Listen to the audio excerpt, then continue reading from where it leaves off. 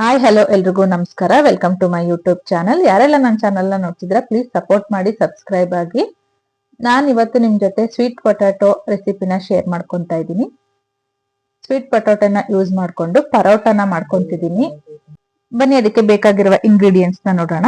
ನಾನು ಸ್ವಲ್ಪ ಕೊತ್ತಂಬರಿನ ತಗೊಂಡಿದ್ದೀನಿ, ಒಂದು ಈರುಳ್ಳಿನ ತಗೊಂಡಿದ್ದೀನಿ, ಸಣ್ಣದಾಗಿ ಕಟ್ ಮಾಡಿ ಇಟ್ಕೊಂಡಿದ್ದೀನಿ, ಒಂದ್ ಮೆಣಸಿನ್ಕಾಯಿ ತಗೊಂಡಿದ್ದೀನಿ. ನಾನು ಸ್ವಲ್ಪ ಜಾಸ್ತಿನೇ ತಗೊಂಡಿದ್ದೀನಿ. ಖಾರ ಬೇಕು ಕಮ್ಮಿ ಬೇಕು ಅಂದವರು ಕಮ್ಮಿ ತಗೊಬಹುದು. ಸ್ವಲ್ಪ ಕರಿಬೇವು, ಸ್ವಲ್ಪ ಅಜ್ವೈನು, ಒಂದು ಅರ್ಧ ಟೀ ಸ್ಪೂನ್ ಅಷ್ಟು ಜೀರಿಗೆ ತಗೊಂಡಿದ್ದೀನಿ, ರುಚಿಗೆ ತಕ್ಕಷ್ಟು ಉಪ್ಪು. ಮತ್ತೆ ಇಲ್ಲಿ ನಾನು ಚಪಾತಿ ಹಿಟ್ಟು ಅದಕ್ಕೇನೆ ಕಲ್ಸಿಟ್ಟಿದ್ದೀನಿ, ಗೋಧಿ ಹಿಟ್ಟನ್ನ. ಸೇಮ್ ನಾವು ಚಪಾತಿ ಮಾಡ್ಬೇಕಾದ್ರೆ ಎಲ್ಲ ಕಲ್ಸ್ಕೊಂತೀವಲ್ಲ ಅದೇ ಅಳತೆ ಕಲ್ಸ್ಕೊಂಡಿದ್ದೀನಿ. ಮತ್ತೆ ಸ್ವಲ್ಪ ಸ್ವೀಟ್ ಪೊಟ್ಯಾಟೋನ ತಗೊಂಡಿದ್ದೀನಿ. ಖಾರಕ್ಕೆ ಸ್ವಲ್ಪ ಅಚ್ಚ ಖಾರದ ಪುಡಿ, ಮತ್ತೆ ಸ್ವಲ್ಪ ಅರಿಶಿನ. ಬನ್ನಿ ಇವಾಗ ಮಾಡೋದ್ ಹೆಂಗ್ ನೋಡೋಣ.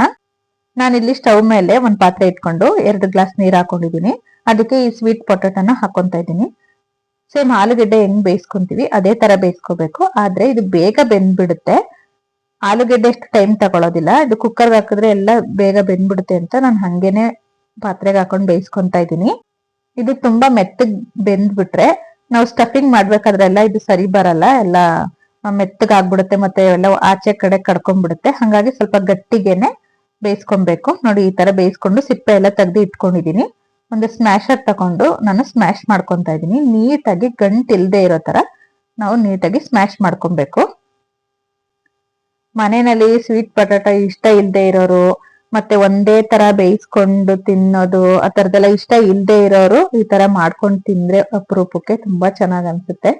ನೀವು ಆಲೂಗೆಡ್ಡೆನಲ್ಲಿ ಮಾಡಿದಿರೋ ಇಲ್ಲ ಅಂತಂದ್ರೆ ಸ್ವೀಟ್ ಪೊಟ್ಯಾಟೊ ಮಾಡಿದಿರೋ ಅಂತ ಗೊತ್ತೇ ಆಗೋದಿಲ್ಲ, ಅಷ್ಟು ಚೆನ್ನಾಗಿರುತ್ತೆ ರುಚಿ. ಸೇಮ್ 90% ಸೇಮೇ ಬರುತ್ತೆ, ಸ್ವಲ್ಪ ಸ್ವೀಟ್ ಬರುತ್ತೆ ಅಷ್ಟೇನೆ.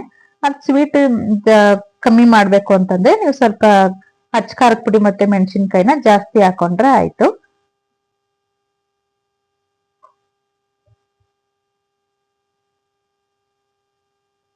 ನೋಡಿ ಇದು ಇವಾಗ ಸ್ಮ್ಯಾಶ್ ಆಗಿದೆ. ಇಷ್ಟು ಹದದಲ್ಲಿ ಬೆಂದಿದ್ರೆ ಸಾಕು. ನೋಡಿ ನನ್ನ ಕೈಗೆ ಅಂಟ್ತಿಲ್ಲ, ಇದು ಇಷ್ಟಾದ್ರೆ ಸಾಕು. ಇವಾಗ ಇದಕ್ಕೆ ರುಚಿಗೆ ತಕ್ಕಷ್ಟು ಉಪ್ಪು ಹಾಕೊಂತಿದ್ದೀನಿ. ನಾನು 3ರಿಂದ 4 ಪರೋಟಾನ ಮಾಡ್ಕೊಂತಾ ಇದ್ದೀನಿ. 1/4 ಟೀ ಸ್ಪೂನ್ ಆಗೋಷ್ಟು ಅಚ್ಚ ಖಾರದ ಪುಡಿ ಹಾಕೊಂಡಿದ್ದೀನಿ. ಸ್ವಲ್ಪ ಜಾಸ್ತಿನೇ ಹಾಕೊಂತಿದ್ದೀನಿ, ನಿಮ್ಗೆ ಬೇಕು ಅಂದ್ರೆ ಸ್ವಲ್ಪ ಕಮ್ಮಿ ಹಾಕೊಬಹುದು. ಚಿಟಿಕೆ ಅರಿಶಿನ,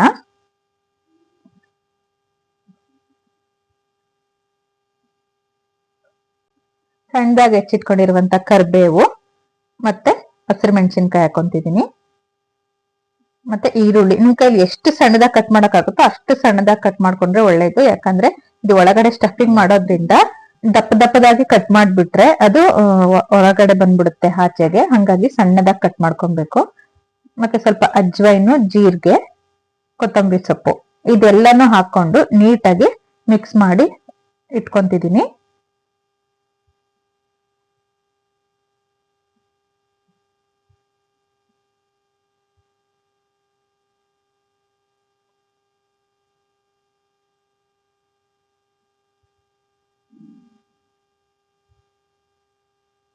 ಸ್ವೀಟ್ ಪೊಟ್ಯಾಟೊ ಇಷ್ಟ ಇಲ್ಲ ಅನ್ನೋರ್ಗೆ ತಿನ್ಸೋದಕ್ಕೆ ಇದೊಂದು ಒಳ್ಳೆ ಟ್ರಿಕ್. ನೀವು ಸಹ ಮನೆಯಲ್ಲಿ ಟ್ರೈ ಮಾಡಿ. ನೋಡಿ ಇವಾಗ ನೀಟಾಗಿ ಕೈನಲ್ಲಿ ನಾದ್ಕೊಂತಿದ್ದೀನಿ. ನಾನು ಅವಾಗ್ಲೇ ಗರಂ ಮಸಾಲೆ ತೋರ್ಸೋದನ್ನ ಮರ್ತ್ಕೊಂಡ್ಬಿಟ್ಟೆ. ಅರ್ಧ ಸ್ಪೂನ್ ಆಗೋಷ್ಟು ಗರಂ ಮಸಾಲೆನೂ ಹಾಕೊಂತಾ ಇದ್ದೀನಿ. ಇದನ್ನ ಹಾಕೊಂಡ್ರೆ ಒಳ್ಳೆ ಫ್ಲೇವರ್ ಚೆನ್ನಾಗಿ ಬರುತ್ತೆ. ಇದನ್ನೆಲ್ಲ ಹಾಕಿ ನೀಟಾಗಿ ಮಿಕ್ಸ್ ಮಾಡ್ಕೊಂಡು ಉಂಡೆಗಳನ್ನ ಕಟ್ಟಿ ಇಟ್ಕೊಂತಾ ಇದ್ದೀನಿ. ನಾನಿಲ್ಲಿ 3ರಿಂದ 4 ಪರೋಟ ಮಾಡ್ಕೊಂತಾ ಇದ್ದೀನಿ. ನೋಡಿ ಈ ತರ ಇಷ್ಟಿಷ್ಟು ದಪ್ಪ ಉಂಡೆಗಳನ್ನಾಗಿ ಕಟ್ಟಿ ಇಟ್ಕೊಂತಾ ಇದ್ದೀನಿ. ಇವಾಗ ಮಾಡೋದ್ ಹೇಗ್ ನೋಡೋಣ. ಮಾಮೂಲಿ ಚಪಾತಿ ಹೆಂಗೆ ಒತ್ತುತ್ತೀವಿ ಹಂಗೇನೆ ಸ್ವಲ್ಪ ಒತ್ಕೊಂಡು ಅದ್ರೊಳಗಡೆ ಸ್ಟಫಿಂಗ್ ನ ಮಾಡ್ಕೊಬೇಕು. ಈ ಒಬ್ಬಟ್ಟೆಲ್ಲ ಮಾಡ್ಕೊಂತೀವಲ್ಲ ಆ ತರ. ನೋಡಿ ಈ ತರ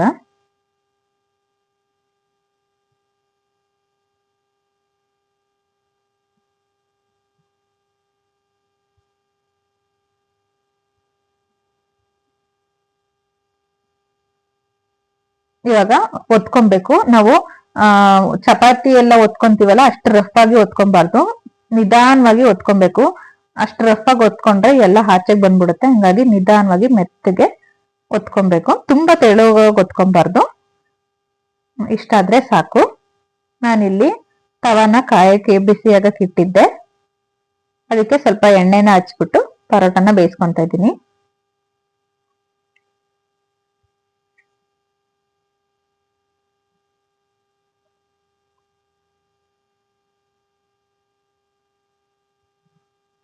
ಇದ್ರ ಮೇಲ್ಗಡೆನೂ ಸ್ವಲ್ಪ ಎಣ್ಣೆನ ಹಚ್ಕೊಂತ ಇದ್ದೀನಿ.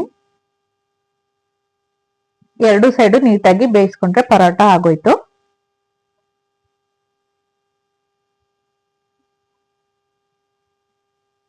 ಇದನ್ನ ತುಪ್ಪದ ಜೊತೆ, ಮಯೋನಿಸ್ ಜೊತೆ, ಮತ್ತೆ ಸಾಸು ಇದ್ರೆ ಎಲ್ಲಾದ್ರ ಜೊತೆನೂ ಚೆನ್ನಾಗಿರುತ್ತೆ ತಿನ್ನಕ್ಕೆ.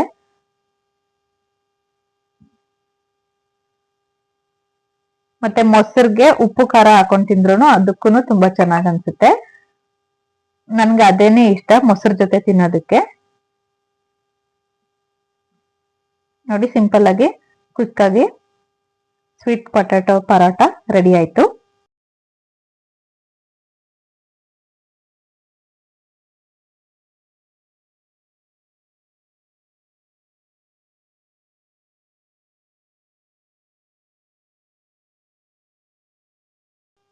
ನೋಡಿದ್ರಲ್ಲ ಫ್ರೆಂಡ್ಸ್, ಎಷ್ಟು ಸುಲಭವಾಗಿ ಸ್ವೀಟ್ ಪೊಟ್ಯಾಟೊ ಇಂದ ಪರೋಟಾನ ಹೆಂಗ್ ಮಾಡ್ಕೊಬಹುದು ಅಂತ.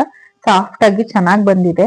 ಇದನ್ನ ಮೊಸರುಗೆ ಉಪ್ಪು ಖಾರ ಹಾಕೊಂಡು ಸರ್ವ್ ಮಾಡ್ಕೊಂಡ್ರೆ ತುಂಬಾ ಚೆನ್ನಾಗಿ ರುಚಿ ಇರುತ್ತೆ.